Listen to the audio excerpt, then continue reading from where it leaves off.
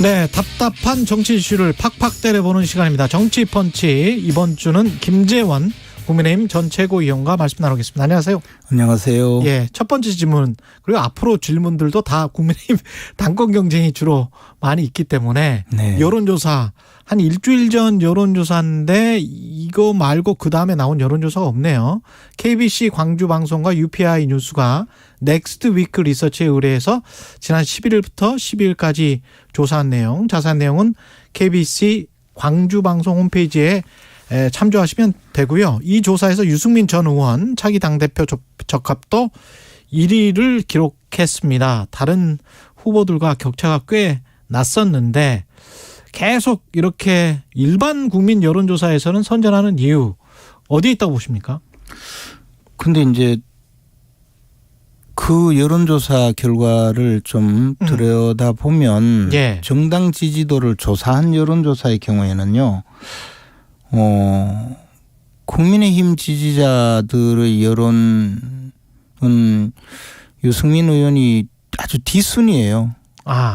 국민의힘 지지자들 중에는 뭐 여론조사에 10%도 안 되는 내용이 많이 나오거든요. 예. 그리고 민주당 지지자는 뭐 50% 훨씬 넘게 나오는 그런 기형적인 여론이라는 거죠. 통상적으로 지지도가 높다라고 하면 전 국민으로부터 대체로 지지를 받거나 예. 하는데 유독 그 유승민 의원은 국민의힘 지지자들에게는 크게 지지를 못 받고 크게 지지를 못 받는 것이 아니고 1, 2, 3, 4등 순위로 따지면 1등이 아니고 훨씬 뒤쪽이고 예.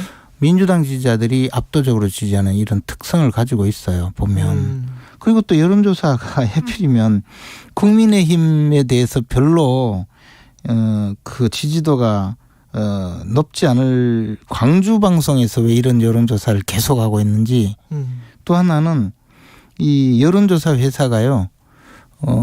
지금 한 80여 개 이상 예. 중앙여론조사심의위원회 즉 중앙선관위에 등록을 해야 되거든요. 일정 기준에 따라서. 근데 여기는 뭐 등록되지 않은 여론조사 기관이라는 그런 보도를 봤어요. 그러면 왜 광주방송에서 굳이 등록되지 않은 여론조사 회사를 통해서 이런 여론조사를 하고 있는지에 대해서 조금 의문이죠. 의뢰했던 KBC 광주방송이 왜 UPI에 의뢰를 했는지. UPI가 아니고 예? 넥스트 위크 리서치. 예. 예. 해당 조사는 UPI 뉴스와 KBC 광주방송이 함께 넥스트 위크 리서치에 의뢰를 했었던 것이군요. 그래서 뭐 하여튼 이게 뭐 저도 그냥 그 보도 내용만 봐서 정확하게 예.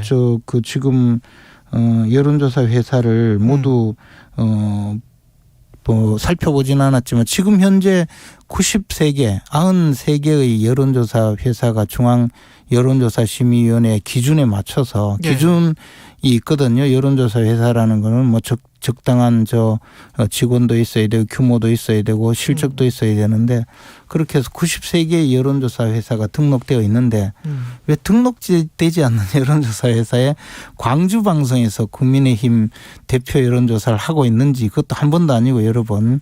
이게 이제 또 여론조사를 하려면 돈도 좀 드는데 그 점에 대해서 첫째 의문이고요. 그렇다고 하더라도 이제 유승민 의원의 여론조사 결과를 보면 그 일반적으로 우리가 알고 있는 그런 여론조사 결과는 조금 다르기 때문에 그냥 뭐 국민의 지지를 많이 받고 있다.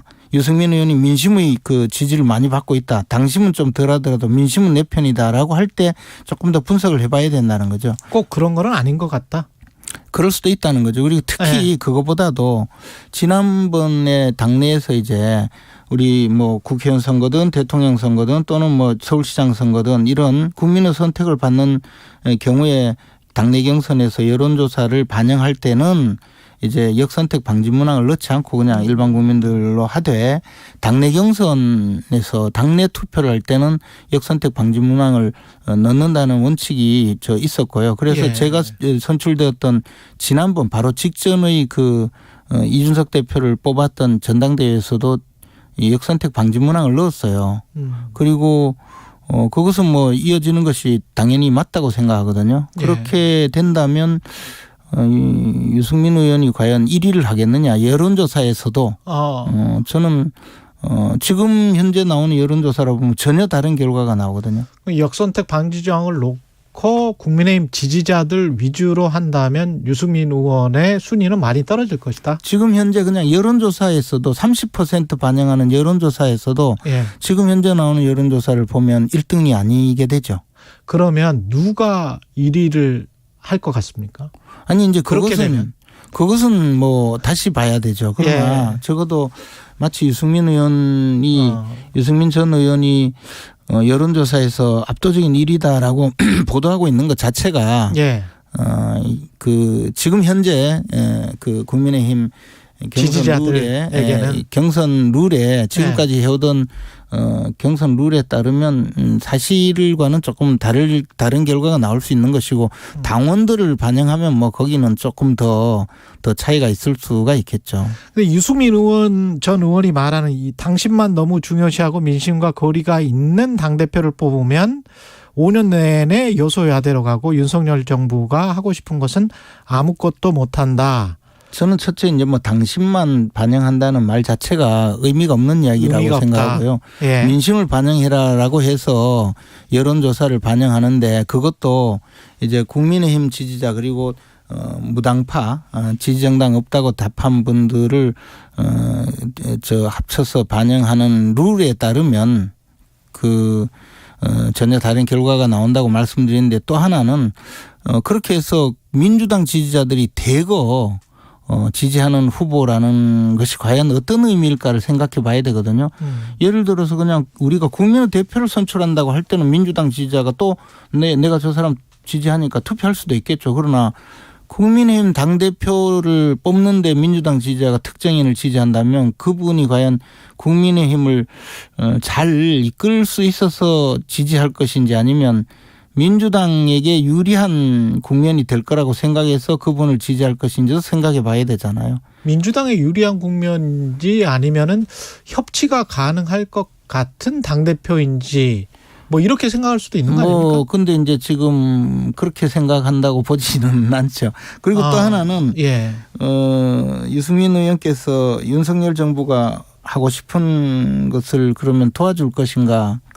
라는 유승민 대표가 만약에 된다면 그것도 생각해 보면 사실 지난 대선 때도 뭐 전혀 그 유승민 의원이 대선 경선에서 패배하고 나서 대선 본선에서 뭐 특별히 도와준 기억은 없거든요. 그리고 지금도 예컨대 뭐 개돼지로 안다 이런 발언이 과연 본인 말대로 쓴소리라고 생각하는 국민이 과연 있을까? 쓴소리라는 것은 양약 고구 이어병, 충원여기 이어행 뭐 이런 고사에서 나온 말인데 듣기 싫은 말이라도 몸에 쓴 약이 입에 쓴 약이 몸에 이롭듯이 듣기 싫은 말이라도 본인의 행동에 도움되니까 예. 충고한다 이런 의미의 쓴소리인데 이건 뭐 그게 아니라 단순한 공격이 아닌가라고 생각하지 않을까요? 그러면 말하자면 지금 유승민 의원의 그 모습은 늙은 이준석 그런 의미 아닐까요? 그러니까 늙은 이준석이 다시 당대표가 되면 과연 윤석열 대통령에게 도움을 줄까요? 아니면 그 반대일까요? 라고 일반 유권자들이 생각하지 않겠습니까? 그래서 스스로 이렇게 그동안 해오신 여러 가지 정치적 궤적을 이제 국민들 앞에서 또 보여주고 있는데 국민들도 나름대로 판단이 있겠죠. 지금 판이 돌아가는 거 있지 않습니까? 어떤 판이라는 게 이제 앞으로의 당권 주자들 뭐 이런 것들 생각을 했었을 때 네. 방금 전에 이제 윤상현 의원 인터뷰를 했었거든요. 네. 근데 이제 정진석 비대위원장이 뭐 당협 그 공석이 자리 위원장 공모하고 네. 당무감사도 진행하면 네. 또 당협위원장 교체할 수도 있는 것이고 뭔가 네. 문제점이 나타나면 네. 그래서 한 60개 말고 더 많은 숫자가 바뀐다면 네. 본인 이제 페이스북에도 뭐 줄세우기라고 했지만 방금 네. 우리 방송에서도 굉장히 비판적으로 말씀을 하셨거든요. 네. 그냥 전당대회만 관리해라. 네. 어떻게 생각하세요? 제가 뭐 윤상현 의원 발언에 뭐 지금 평하는 것은 아니고. 예. 근데 저도 이제 이준석 대표와 함께 당 지도부를 구성하면서 여러 가지 결정에 참여를 했는데 이게 이제 특히 이런 당협위원장 문제 이런 것을 너무 조심성 있게 다루지 않으면 굉장히 분란이 일어나거든요. 과거에 김병준 비대위 때나 뭐 그런 때도 그 당협위원장 문제를 굉장히 좀 불편하게 다룬 적이 있어요. 그래서 저는 뭐 이제 당협위원장 공석이 너무 많으니까 그것을 선정해서 다시 채우겠다 그런 것 자체를 반대하진 않지만 예.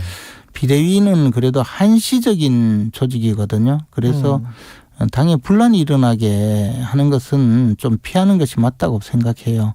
그리고 누가 정진석 비대위원장이 아니면 현재 비대위에서 현재 비대위에서 비대위는 한시적인 조직이기 때문에 그리고 기본적으로 이제 전당대회를 열어서 민주적 정당성을 갖춘 당 대표와 최고위원들이 선출이 되어서 그 당 지도부가 그 당원들의 뜻을 좀 수렴해서 하는 것은 크게 분란이 일어날 가능성은 좀 적은데 아무래도 비대위에서 무슨 일을 하면 그것도 또 전당대회가 앞서 있기 때문에 당권 주자들이 있잖아요. 그분들이 다 나름대로 생각이 다르고 하기 때문에 조금 분란이 일어나지 않는 방향으로 좀 하면 좋지 않을까 생각을 하고요. 사실 이준석 대표 시절에도 그 당협위원장을 공모해서 그 선정하는 과정에 많은 문제가 있었어요. 그래서 마지막 그 16명의 그 당협위원장은 그 선출하는 과정을 거쳤음에도 결국 임명을 못 했잖아요. 그런 것이 당대표라고 하더라도 무리해서 편파적이거나 또는 공정하지 못하다 이런 평가를 받으면 쉽게 알겠습니다. 임명하는 것이 아닌데 시간이 얼마 안 남아서 조금 더 좀 조심하는 게 좋죠. 그 두 분이 계속 지금 거론되고 있는데 나경원 전 의원 같은 경우는 지금 저출산 고령사회위원회 부위원장으로 임명됐지만 비상근 자리이기 때문에 어떤 제한이 있지는 않다. 이거는 출마 가능하다. 당대표 출마 가능하다. 어떻게 보세요? 저는 이제 임명되기 하루 전날 만났었거든요. 만나서 이야기를 들어봤고 본인도 뭐 당권에 도전하겠다는 의사를 포기한 것은 전혀 아니에요. 아, 그렇군요. 그리고 가능성은 있다고 보죠. 다만 지금 현재는 새로운 자리를 맡았기 때문에 뭐 내일 당장 전당대회가 열린다면 그건 좀 어렵겠지만 여러 가지 또 상황을 봐서 또 본인이 필요로 한다면 그때 가서는 생각을 할 수 있겠죠. 권영세 유력론에 관해서는 어떻게 생각하십니까? 조금 그러면 이제 약간의 그 시간이 필요하겠죠. 그 장관에서 물러나서 도전해야 되지 않을까요? 그럼 전당대회 시기가 3월 이후가 돼야 되나요? 그래서 이제 권영세 장관이 도전한다면 아무래도 좀 시간이 필요하지 않을까 그런 생각이 있죠. 그런 생각이시라면 나경원, 권영세 두 분 다 시간이 필요한 상황이네. 지금 상황은. 당내 계신 분들은 뭐 상관없고. 그래서 뭐 전당대회를 늦추겠다는 이야기가 있는 것인지는 몰라도. 아니 계속 그런 이야기가 나오니까. 그러나 이미 전당대회 국면으로 접어들었기 때문에 하여튼 공정하게 그리고 무리 없이 이 비대위가 그 전당대회를 치르는 것이 당에 여러모로 도움이 될 거라고 생각합니다. 가장 적절한 시기는 그러면 언제라고 보십니까? 아니 이미 공언을 했었잖아요. 정진석 그 비대위원장이 정기국회가 끝나면 전당대회를 하겠다라고 하셨기 때문에 그건 얼마 안 남았는데 그런 방식으로 진행하는 것이 저는 당에 부담을 줄이고 대통령께도 부담을 줄인다고 생각합니다. 이제까지 김재원 전 국민의힘 최고위원이었습니다. 고맙습니다. 고맙습니다. 이 시각